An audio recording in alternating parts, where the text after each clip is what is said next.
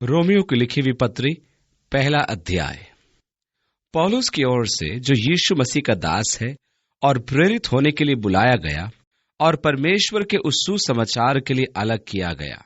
आपको याद होगा, पौलुस दमिश्क के मार्ग में जा रहा था कि वहां के मसीहियों को जेल में डाले और उन्हें बांध कर ले आए। ये दोपहर का समय था, जबकि अचानक ऐसा तेज उस पर चमका जो धूप के प्रकाश से भी अधिक था, और उसने एक आवाज सुनी, हे शाऊल, तू मुझे क्यों सताता है? उसने कहा, हे प्रभु, तू कौन है कि मैं तेरी सेवा कर सकूं? अब 25 साल के बाद पौलुस इस पत्र में लिखता है, यीशु मसीह का दास पौलुस। अपने जीवन परिवर्तन के अनुभव के संबंध में फिलिपियों की कलीसिया को लिखते हुए पौलुस ने कहा, परंतु जो जो बातें मेरे लाभ की थी, उन्हीं को मैंने मसीह के कारण हानि समझ लिया है। बल्कि मैं अपने प्रभु यीशु मसीह के ज्ञान एवं पहचान की उत्तमता के कारण सब बातों को हानि समझता हूं, जिसके कारण मैंने सब वस्तुओं की हानि उठाई और उन्हें कूड़ा समझता हूं, जिससे मैं मसीह को प्राप्त करूं और उसे जान सकूं। मैं जिस बात की ओर आपका ध्यान खींचना चाहता हूं वो ये है कि पौलुस ने 25 वर्ष पहले जो समर्पण किया था, उसे वो अभी भी सम्मान पूर्वक निभा रहा है। बहुत से ऐसे लोग हैं जो अपने बीते पुराने अनुभवों के बारे में बात करते हैं, लेकिन बीते अनुभवों को आज के समय में उपयोगी नहीं बनाते हैं। बीते अनुभवों को जब तक कि आज के समय में उपयोगी न बनाया जाए, वे निरर्थक और शून्य बन जाते हैं, अर्थात उनका कोई महत्व नहीं रह जाता। पौलुस कहता है, 25 साल पहले मैंने जिन बातों को लाभ समझा था, उन्हें मैं हानि समझता हूं। निसंदेह मैं उन्हें आज भी हानि समझता हूं। कहने का अर्थ यह है कि वे बातें आज भी चल रही हैं। अतः पुराने अनुभव तब ही किसी काम के होते हैं जब वे मेरी आज की सामाजिक स्थिति और संबंध में काम आए। 25 वर्ष पहले पौलुस ने कहा था, हे प्रभु, आप कौन हैं कि मैं आपकी सेवा कर सकूं? अब 25 साल के बाद वही पौलुस यीशु मसीह का एक सेवक है। हम रोमियो की पुस्तक का अध्ययन प्रेरितों के काम की पुस्तक के प्रकाश में करने जा रहे हैं। इसलिए जिन बातों को हमने प्रेरितों के काम की पुस्तक में देखा था, उन्हें न भूलिए। आपको याद होगा कि पौलुस इफिसुस में था और वहां मसीही पंथ के विषय में बड़ा हुल्लड़ हुआ था, क्योंकि देमेत्रियुस नाम के एक सुनार ने तमाम कारीगरों को इकट्ठा किया और शहर के लोगों को भी सभा भवन में ले आया था। वे लोग चिल्ला चिल्ला कर कह रहे थे, इफिसियों की अरित्मिस महान है।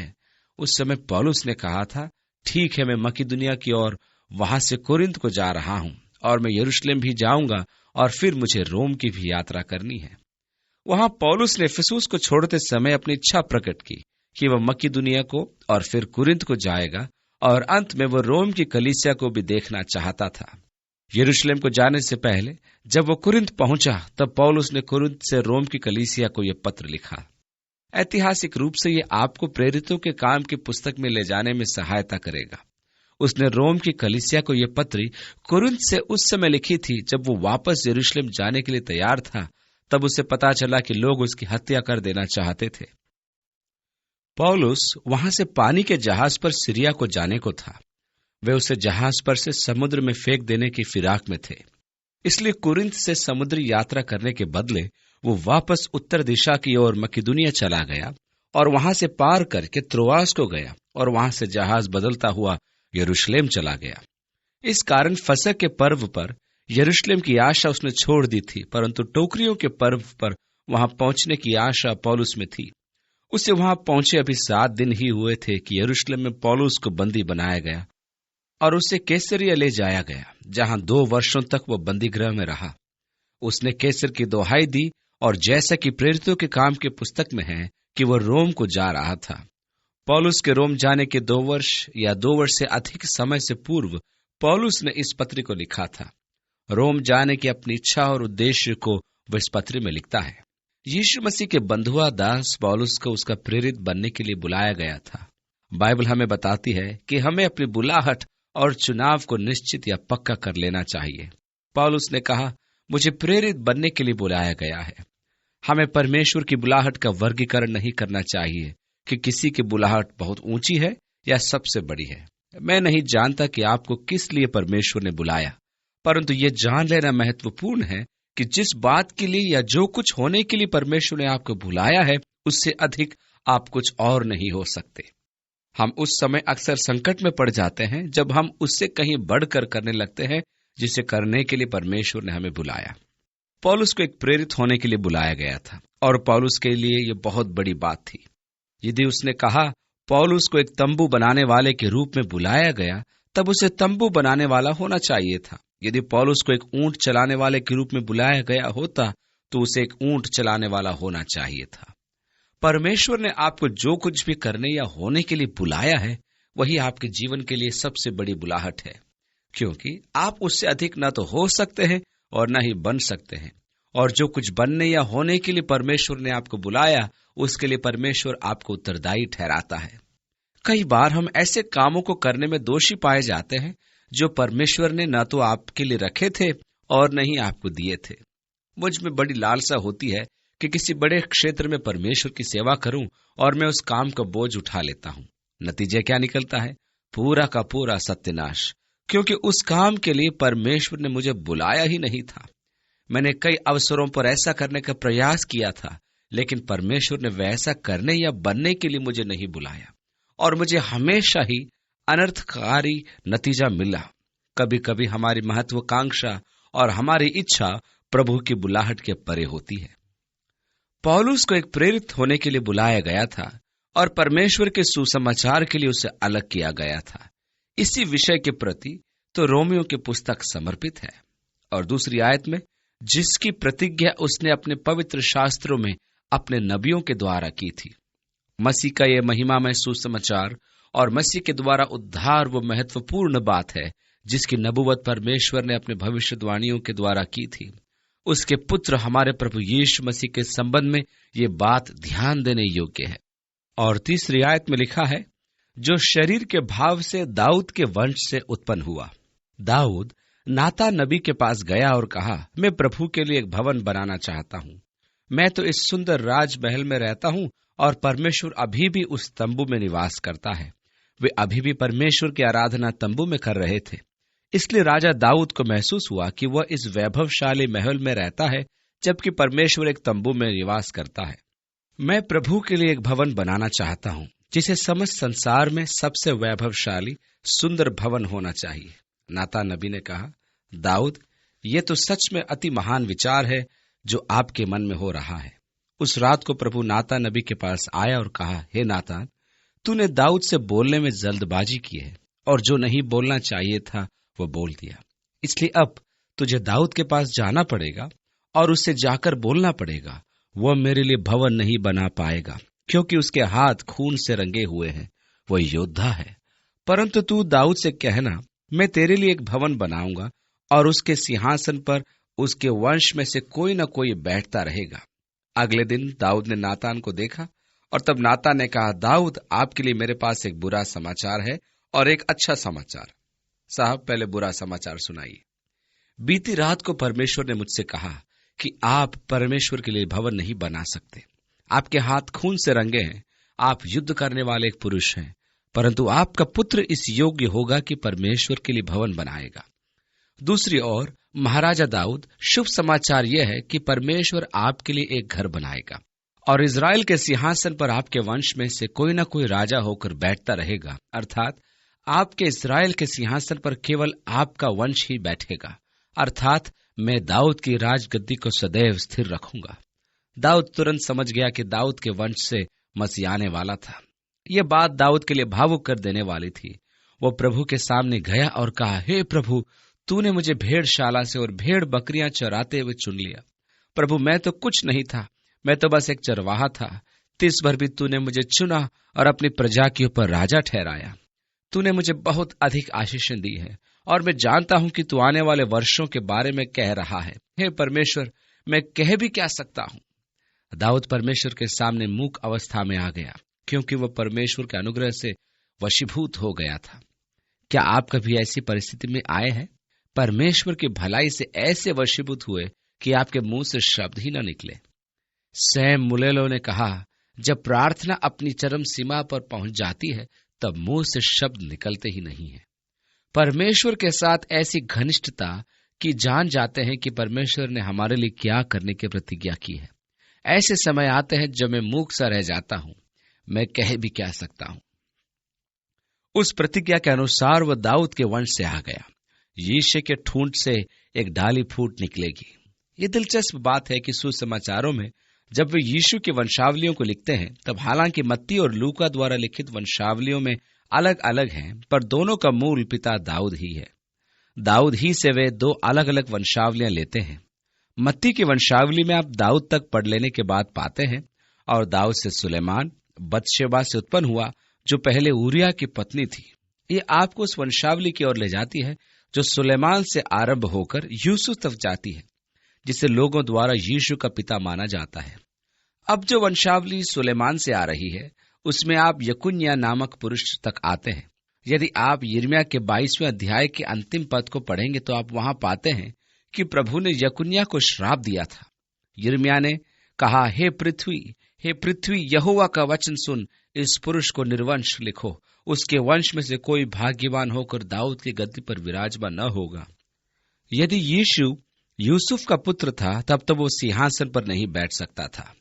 लूका हमें अलग वंशावली देता है जो मरियम की वंशावली है, अर्थात मरियम के पिता एली की वंशावली, जो वास्तव में यूसुफ का ससुर था। इस प्रकार लूका में दी गई वंशावली वास्तव में मरियम की वंशावली है।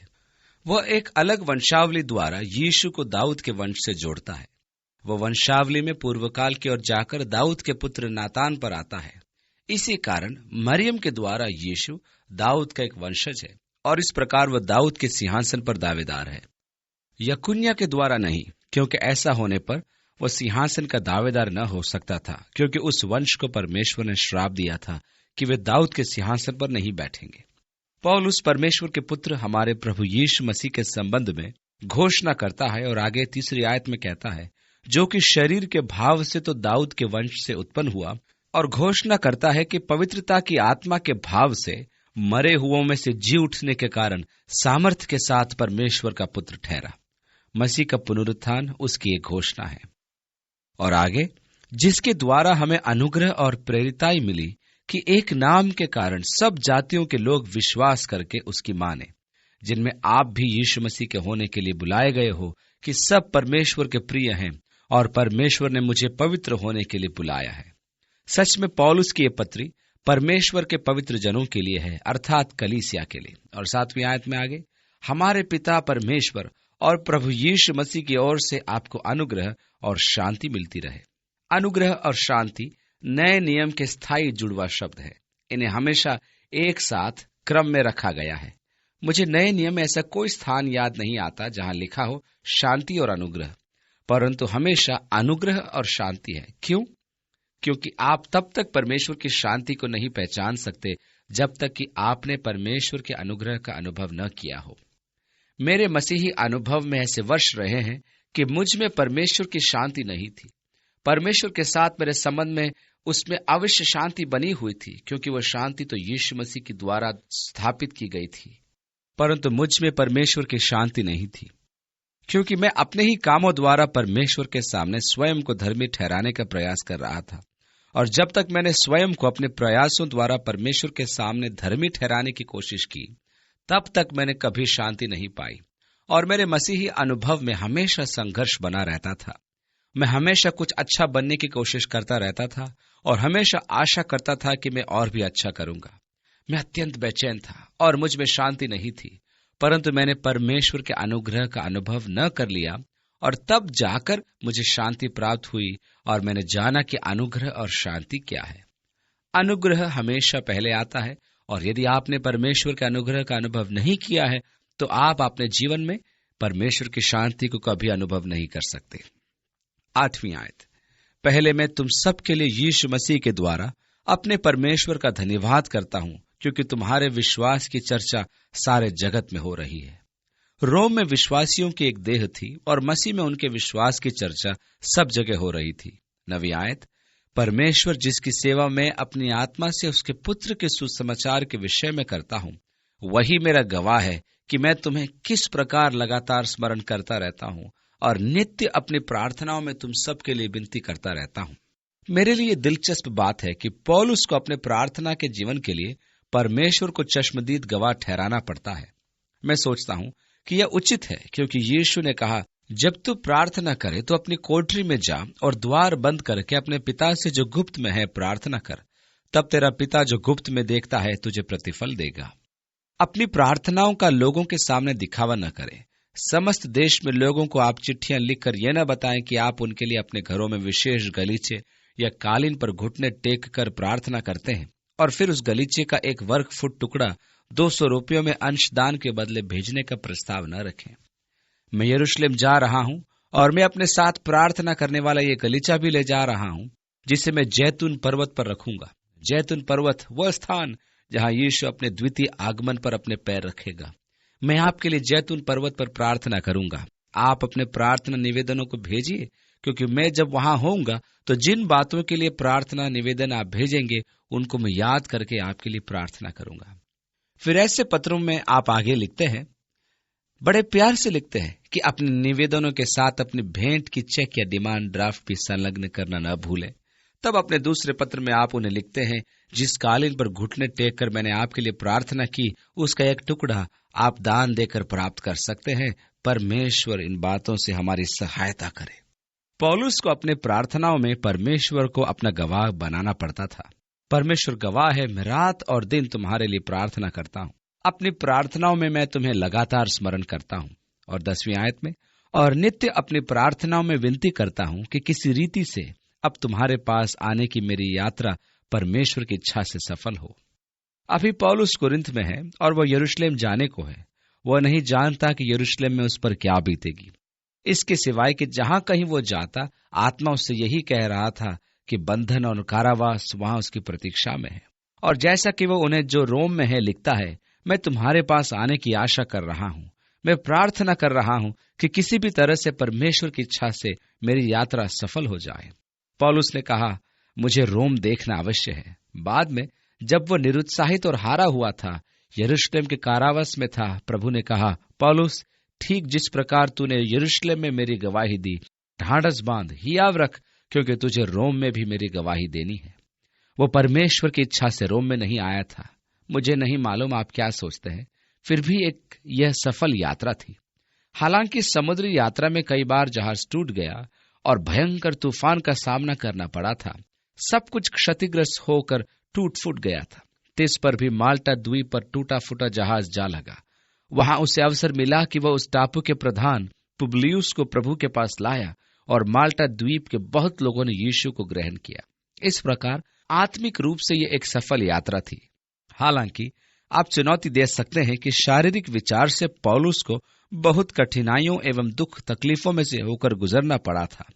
उस समुद्री तूफान में 14 दिन भूखे रहने पड़े थे और प्रत्येक जन जो जहाज पर था इतना बीमार हो गया था कि वो कुछ खा तक ही नहीं सकते थे। तिस पर भी पौलुस परमेश्वर के सामने रोम जाने की इच्छा व्यक्त करता है, क्योंकि मैं तुमसे मिलने की लालसा करता हूं कि मैं तुम्हें कोई आत्मिक वरदान दूं जिससे तुम स्थिर हो जाओ। पौलुस की इच्छा मात्र यह नहीं थी कि एक पर्यटक यात्री के समान जाकर रोम के सुंदर स्वरूप और आलिशान भव्य इमारतों को देखे, परंतु उसकी इच्छा यह थी कि वह रोम में जाकर कलीसिया की सेवा करे, जिससे कि वह उन्हें कोई आत्मिक वरदान दे सके और जिसके द्वारा वे स्थिर हों।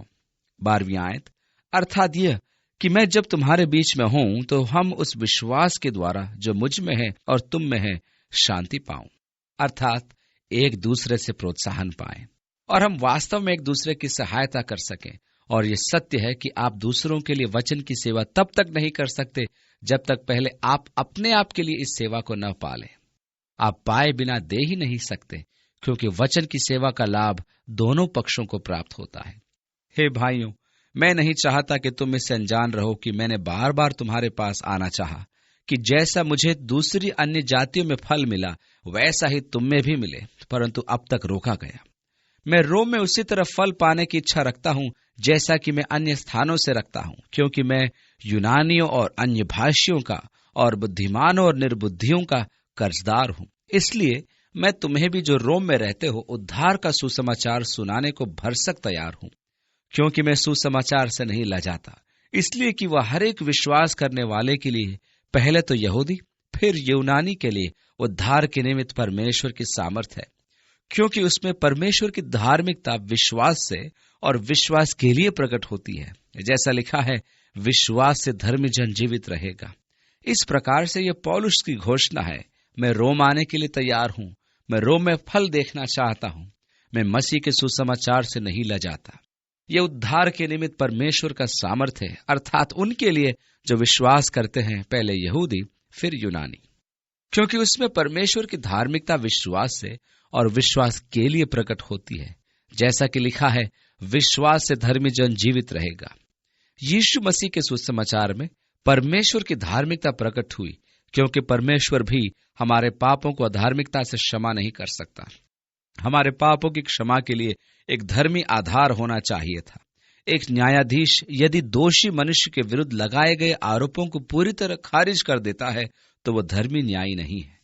परमेश्वर महज धार्मिकता से यह नहीं कह सकता तुम्हें क्षमा किया जाता। वहां एक धार्मिक आधार होना चाहिए, क्योंकि परमेश्वर धर्मी है। वहां आपके पापों को क्षमा करने के लिए एक धार्मिक आधार होना चाहिए।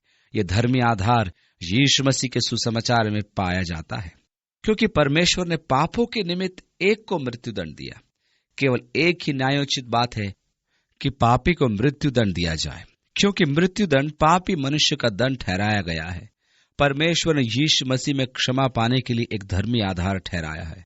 वह हमारे लिए मारा गया था। उसने आपके पाप को अपने ऊपर लिया और आपके स्थान पर मरा। अधर्मी के लिए एक धर्मी जन ने मूल्य चुकाया। इस प्रकार ये क्षमा करने के लिए परमेश्वर को धार्मिक आधार प्रदान कर रहा है। आप क्षमा किए गए क्योंकि यीशु मसीह आपके लिए मरा। उसने आपका स्थान ले लिया। जिस कर्ज के आप जिम्मेदार थे, जो दंड आपको मिलने चाहिए था, उसने वह दंड भुगता और आपके स्थान पर मर गया। और इस प्रकार से परमेश्वर की धार्मिकता विश्वास से और विश्वास के लिए प्रकट होती है। जैसा लिखा है, विश्वास से धर्मी जन जीवित रहेगा।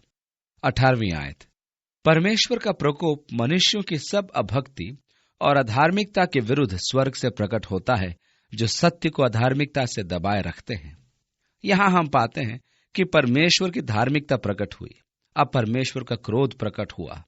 परमेश्वर का क्रोध सबसे पहले तो अभक्ति के विरुद्ध प्रकट हुआ और फिर अधार्मिकता के विरुद्ध। अभक्ति और अधार्मिकता के बीच में क्या अंतर है? आपको याद होगा कि जब मूसा सीनै पर्वत पर से नीचे उतरा था तो उसके हाथ में पत्थर की 2 पट्टियां थी, जिन पर 10 आज्ञाएं लिखी थी। पत्थर की पहली पट्टियां, जिस पर 4 आज्ञाएं लिखी थी, जो परमेश्वर के साथ मनुष्य के संबंध को दर्शाती है। तू मुझे छोड़ दूसरों को ईश्वर करके न मानना। तू प्रभु अपने परमेश्वर का नाम व्यर्थ न लेना। तू अपने लिए कोई मूर्ति खोद कर न बनाना, न किसी की प्रतिमा बनाना। तू विश्राम दिन को पवित्र मानने के लिए स्मरण रखना। इन पहली 4 आज्ञाओं में से किसी एक को तोड़ना परमेश्वर के साथ संबंध बिगाड़ना होता है। वो अभक्ति है। पत्थर की दूसरी पटिया मनुष्य के साथ मनुष्य के संबंध को दर्शाती है। पत्थर की दूसरी पटिया पर लिखी आज्ञाओं में से किसी एक को तोड़ने का अर्थ है कि आप अच्छा जीवन नहीं जी रहे हैं। दूसरे शब्दों में, आपके पड़ोसी के साथ आपके व्यवहार अच्छे नहीं हैं या बाइबल आधारित नहीं है। यह अधार्मिकता है। परमेश्वर का क्रोध तो मनुष्यों की सब अभक्ति और अधार्मिकता के विरुद्ध प्रकट होगा, जो सत्य को अधार्मिकता से दबाए रखते हैं। जानना और मानना ही काफी नहीं है। याकूब ने कहा, वचन पर चलने वाले बनो, केवल सुनने वाले ही नहीं जो अपने आप को धोखा देते हैं। आज बहुत लोग अपने आप को धोखा दे रहे हैं, क्योंकि उन्होंने वचन को सुना था। वे वचन को जानते हैं। वे जानते हैं कि परमेश्वर क्या आज्ञा देता है। वे परमेश्वर के सत्य को थाम लेते हैं, लेकिन दुर्भाग्य से वे इसे अधार्मिकता में निभाते हैं। 19वीं आयत में, इसलिए कि परमेश्वर के विषय का ज्ञान उनके मनों में प्रकट है, क्योंकि परमेश्वर ने उन पर प्रकट किया है। इसलिए मेरा विवेक में जानना है कि क्या सही है और क्या गलत है। मनुष्य के विवेक में यह बात समाहित है कि क्या सही है और क्या गलत है। ये मेरे अंदर प्रकट है। परमेश्वर ने इसे मेरे हृदय और मन और मेरे विवेक में खोद कर लिखवा दिया है, और मैं जानता हूं कि क्या सही है, मैं जानता हूं कि क्या गलत है। इसका अर्थ यह हुआ कि परमेश्वर के विषय में जो कुछ उन्होंने जाना था, वह उनके मन में परमेश्वर ने पहले ही स्पष्ट कर दिया था।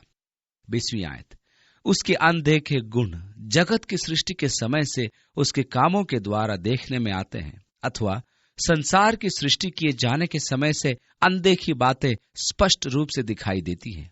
अर्थात यह कि अनदेखा परमेश्वर अपने सृष्टि के द्वारा प्रकट होता है। आकाश परमेश्वर की महिमा का वर्णन कर रही है। और पृथ्वी दिन प्रतिदिन उसकी हस्तकला को दिखाती है। दिन से दिन बातें करता है और रात को रात ज्ञान सिखाती है। न तो कोई बोली है और न कोई भाषा जहां उनका शब्द सुनाई नहीं देता है। परमेश्वर मनुष्य से प्रकृति की सर्वव्यापक सामान्य भाषा में बातें करता है।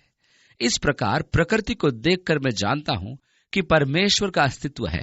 मूर्ख ने अपने मन में कहा कि परमेश्वर नहीं है। उसकी अनदेखी बातें प्रकृति में प्रकट की गई, क्योंकि प्रकृति के द्वारा ही उन्होंने परमेश्वर को जाना था। उनके पास कोई बहाना नहीं है, क्योंकि परमेश्वर उन वस्तुओं से प्रकट होता है जिन्हें उसने बनाया। यहां तक कि उसके अनदेखे गुण अर्थात उसकी सनातन सामर्थ्य और परमेश्वरत्व जगत की सृष्टि के समय से उसके कामों के द्वारा देखने में आते हैं, यहां तक कि वे निरुत्तर है। इस कारण कि परमेश्वर को जानने पर भी उन्होंने परमेश्वर के योग्य बढ़ाई और धन्यवाद न किया। अब मैं उसे अपने निजी जीवन में कैसे अपना सकता हूं? जब कभी मैंने परमेश्वर से तर्क किया, मैंने परमेश्वर को परमेश्वर के रूप में महिमान्वित नहीं किया, क्योंकि परमेश्वर के साथ मेरा तर्क करना सार रूप में यह कहना है, मैं तुझसे अधिक अच्छी रीति से जानता हूं कि मेरे लिए क्या अच्छा है। मैं वास्तव में अपने आप को ईश्वर के तुल्य ऊपर उठा रहा हूं। जब मैं उसके सामने मांगे रखता हूं, जब प्रार्थना के द्वारा मैं इस बात पर जोर देता हूं कि इन बातों को इस विशेष ढंग से करें, तब मैं परमेश्वर के रूप में महिमा देना या उसकी बढ़ाई करना नहीं है। आज कई सुसमाचार प्रचारकों द्वारा इन बातों को विस्मयकारी ढंग से प्रस्तुत किया जाता है। उनकी अधिकांश शिक्षा अभक्तिपूर्ण होती है, क्योंकि वे मनुष्य को उस पद तक ऊंचा उठा देते हैं मानो कि वह एक अधिकारी है और परमेश्वर नौकर। इसलिए आगे को अब चक यीशु मसीह का सेवक नहीं रहा, परंतु एक भाव में यह चक यीशु मसीह का प्रभु बन जाता है। मैं एक बहुत बड़ी कलीसिया के जाने माने सेवक की एक पुस्तक पढ़ रहा था। वो एक साइकिल पाना चाहता था, इसलिए वह साइकिल पाने के लिए प्रार्थना भी कर रहा था। साइकिल के लिए बहुत बार प्रार्थना करने के बाद भी उसे वो प्राप्त नहीं हो रही थी, इसलिए वह परमेश्वर पर क्रोधित हो उठा। उसने कहा, मैं लोगों को किस प्रकार प्रार्थना करने और आप में विश्वास रखने के लिए कह सकता हूं, क्योंकि मैं इतने समय से एक साइकिल के लिए प्रार्थना करता रहा हूं और आपने मुझे साइकिल नहीं दी। एक रात परमेश्वर ने बड़े मधुर स्वर में उससे कहा, बाजार में तो कई ब्रांड की साइकिलें हैं और तूने मुझे नहीं बताया कि तुझे किस ब्रांड की या किस कंपनी की साइकिल चाहिए, और फिर तूने उसके रंग भी मुझे नहीं बताया। अब आप सोच रहे होंगे, परमेश्वर द्वारा और उसके रंग आदि को पूछना कैसी विचित्र बात है। ये कैसा परमेश्वर है? नहीं, मैं इस कहानी से सहमत नहीं। परमेश्वर कोई जिन्न नहीं कि मेरी छोटी से छोटी इच्छा को पूरी करने के लिए हाजिर हो जाए। जब मैं एक जिन्न के रूप में परमेश्वर की खोज में लगता हूं, तब ये परमेश्वर को परमेश्वर के रूप में महिमा देना नहीं है। प्रेरित पत्रस हमें बताता है कि यदि हम में से कोई परमेश्वर की इच्छानुसार दुख उठाता है, तब अपनी आत्मा को एक विश्वास योग्य सृष्टिकर्ता के हाथों में सौंपता है। मैं तो यही पाता हूं कि समर्पण, पूर्ण समर्पण, विश्राम और शांति पाने के सबसे महान कार्य हैं, क्योंकि उस समय मेरे मन में वे बातें नहीं होती जिन्हें परमेश्वर को मेरे लिए करना चाहिए, परंतु परमेश्वर के प्रति मेरा अपना एक समर्पण अथवा एक वचनबद्धता है कि जो कुछ वो करता है मैं उससे ग्रहण करता हूं और मैं विश्राम कर सकता हूं। हमने एक समुद्र तटीय क्षेत्र की संपत्ति को खरीदने के लिए अपनी ओर से कीमत लगा दी थी, परंतु मैं नहीं जानता कि वो हमें मिलेगी या नहीं। मैं वास्तव में ये प्रार्थना नहीं कर रहा हूं कि वो हमें मिल जाए। मैं तो बस ये प्रार्थना कर रहा हूं कि प्रभु आपकी इच्छा पूरी हो। प्रभु यदि आप चाहते हैं कि वह हमें मिले तो बहुत अच्छा, यदि प्रभु आप नहीं चाहते कि वह हमें मिले तब भी बहुत अच्छा। परंतु इस बात पर गौर करें कि मैं परमेश्वर से प्रार्थना करूं कि किसी भी तरह यह संपत्ति हमें मिलनी चाहिए। परमेश्वर आपको यह संपत्ति हमें देनी ही होगी। तब तो मैं चालक की सीट पर बैठा हुआ परमेश्वर को हुक्म दे रहा हूं कि उसे क्या करना चाहिए।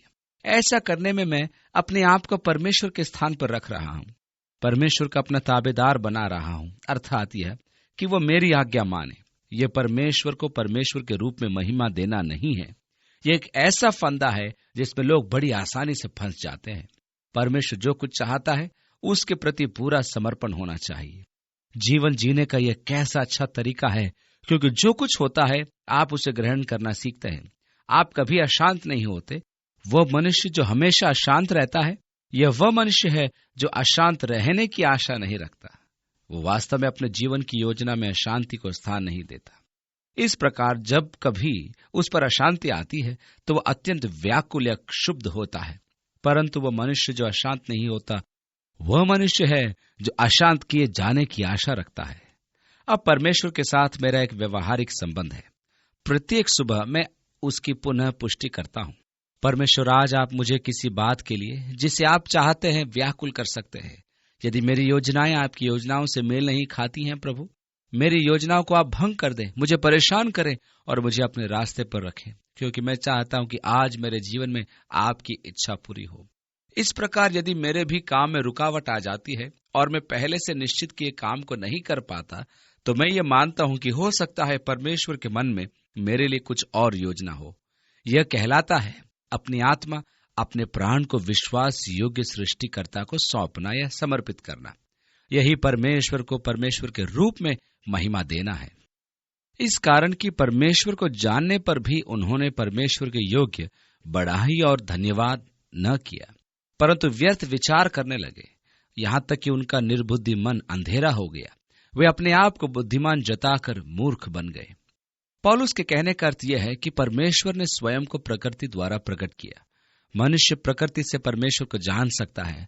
प्रकृति परमेश्वर का प्रकाशन है। यह परमेश्वर के अस्तित्व को मनुष्य पर प्रकट करती है। यह परमेश्वर की महिमा, उसका सामर्थ्य, उसके अद्भुत कामों को प्रकट करती है। परंतु यदि मनुष्य परमेश्वर के सत्य को अपने पास रखना नहीं चाहता, तब तो वह परमेश्वर को परमेश्वर के रूप में महिमा नहीं देता है। वह स्वयं को परमेश्वर के स्तर तक ऊंचा उठाना चाहता है।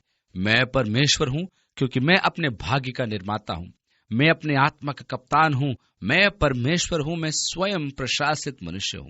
तब जब वो प्रकृति को देखता है, वो प्रकृति को उस पूर्व कल्पना के दृष्टिकोण से देखता है जिसमें परमेश्वर का अस्तित्व नहीं है।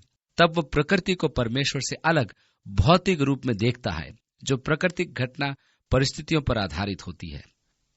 उनकी मनपसंद व्याख्या यह है, संयोगवश उत्पन्न परिस्थितियों की अनियोजित घटनाएं।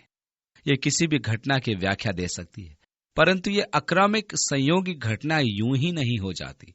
उनके विचार में आप इन अनियोजित सभी आकस्मिक घटनाओं का परिणाम है, जिन्हें होते होते अरबों खरबों वर्षों लग गए और आज हैं जिस स्वरूप में आप उन्हें देखते हैं। ये उस विज्ञान को समझाने का तरीका है कि संसार परमेश्वर द्वारा निर्मित नहीं है। संसार तो यूं ही अपने आप धीरे धीरे करके कोशिकाओं से विकसित हो गया। क्या आपने कभी अचरज नहीं किया कि यह कैसे हो सकता है कि आप चलने के योग्य हो गए? यदि परमेश्वर ने आपकी सृष्टि नहीं की और यदि वैज्ञानिक जैसा कहते हैं कि आप कोशिकाओं से विकसित होकर बढ़ते गए, तो जरा कल्पना कीजिए कि आप एक छोटी सी कोशिका थे और अरबों खरबों साल के पश्चात वो कोशिका समुद्री तट से निकलकर बाहर छोर पर आई और मूंगे पत्थर पर चट्टान पर रगड़ रगड़ कर उसमें से एक पैर निकला और फिर उसमें से 5 अंगुलियां निकली और फिर अरबों खरबों साल आप एक पैर में फुदक फुदक कर इधर उधर चलते थे। फिर कुछ समय बाद दूसरा पैर आ गया। ऐसे करते करते आपका शरीर विकसित हो गया। यह ऐसे हो सकता है क्या? नहीं। वे अपने आप को बुद्धिमान जताकर मूर्ख बन गए। परमेश्वर को निकाल बाहर करना मूर्खता की ही अवस्था है, क्योंकि मूर्ख ने अपने मन में कहा है कोई परमेश्वर नहीं है। परमेश्वर से अलग होकर ब्रह्मांड को समझने का प्रयास करना तब तक संभव नहीं जब तक कि सब प्रकार की काल्पनिक, अविश्वसनीय, असंगत, निरर्थक अटकलबाजियों में न फंस जाए, जो निरा मूर्खता है और कुछ नहीं। पर इसे वैज्ञानिक गुड्डे गुड़िया का खेल मानते हैं। 22वीं आयत, वे अपने आप को बुद्धिमान जताकर वे मूर्ख बन गए और अविनाशी परमेश्वर की महिमा को नाशवान मनुष्य में बदल डाला। उन्होंने मनुष्य के समान परमेश्वर को बनाया। उन्होंने परमेश्वर को मनुष्य के रूप में सोचा। परमेश्वर को मनुष्य के स्तर पर लाने में वे लग गए। एक अविनाशी परमेश्वर की महिमा अब एक छोटी मूर्ति या प्रतिमा के रूप में दिखाई देने के समान बना दी गई। आगे लिखा है, जिन्हें उन्होंने लकड़ी, पत्थर इत्यादि में खोद कर बनाया। उन्होंने इन्हें पक्षियों और चौपायों और रेंगने वाले जंतुओं की मूर्त की समानता में बदल डाला। जब आप प्राचीन मनुष्यों की वस्तुओं को देखते हैं, प्राचीन लोगों की बेदारी दिखाई देने वाली ये मूर्तियां विभिन्न देवी देवताओं प्रतिनिधि करने वालों के रूप में थे, और तब आप समझ पाते हैं कि पौलुस क्यों कह रहा है कि वे परमेश्वर को भ्रष्ट करने की खोज में लगे थे। 24वीं आयत से आगे, इस कारण परमेश्वर ने उन्हें उनके मन के अभिलाषाओं के अनुसार अशुद्धता के लिए छोड़ दिया कि वे आपस में अपने शरीरों का अनादर करें, क्योंकि उन्होंने परमेश्वर की सच्चाई को बदलकर झूठ बना डाला और सृष्टि की उपासना और सेवा की, न कि उस सृजनहार की जो सदा धन्य है। आमीन। इसलिए परमेश्वर ने उन्हें नीच कामनाओं के वश में छोड़ दिया, क्योंकि उन्होंने सृजनहार की आराधना करने के बदले जीवधारियों की पूजा उपासना की। इसलिए परमेश्वर ने उन्हें उनके हृदयों की बुरी घृणित अभिलाषाओं के वश में छोड़ दिया। मुझे याद है, जब मैं जूनियर हाई स्कूल में था, तब मेरे साथ के लड़के कहीं से पत्रिकाओं को चुरा लाते थे या उन्हें तस्करों से खरीद लेते थे। ये एक प्रकार की अश्लील पत्रिकाएं होती थी, ऐसी पत्रिकाएं जिनमें नग्नता के विषय में बताया जाता था। ये उस तरह की बातें होती थी जिन्हें देखकर लड़के ठीक करके मजाक किया करते थे, और इस प्रकार आपका इनसे ऐसा संबंध जुड़ जाता कि आप भी एक प्रति लेने के लिए ललायत हो उठते थे। मैं सोचता हूं कि हम कहां तक गिर चुके हैं, क्योंकि आज आप पुस्तकों की या अन्य दुकानों पर जाकर ऐसी पत्रिकाओं को खरीदते हैं जिनमें सब प्रकार की अश्लील तस्वीरें छपी होती हैं। वे इस प्रकार बनाकर छापी जाती हैं कि आपकी शारीरिक कामावासनाओं को उभारे। हम परमेश्वर द्वारा मन की अभिलाषाओं के लिए त्याग जाने के परिणामों को मनुष्य में उनकी लालसाओं, काम वासनाओं द्वारा अशुद्ध किए जाने के रूप में देख रहे हैं। वो भारी नैतिक पतन जिसे हम अपने समाज में देख रहे हैं, वह क्रम विकास की शिक्षा के साथ जुड़ा है, जो कि परमेश्वर के अस्तित्व को नकारती है। यह परमेश्वर से अलग होकर अपने सृष्टि को समझने का प्रयास है, और मनुष्य द्वारा परमेश्वर परिणाम यह दिखाता है कि वह अपने दिमाग से बाहर और अपने आप से बाहर सोचने लगता है और अपने आप में चरित्रहीन बन जाता है।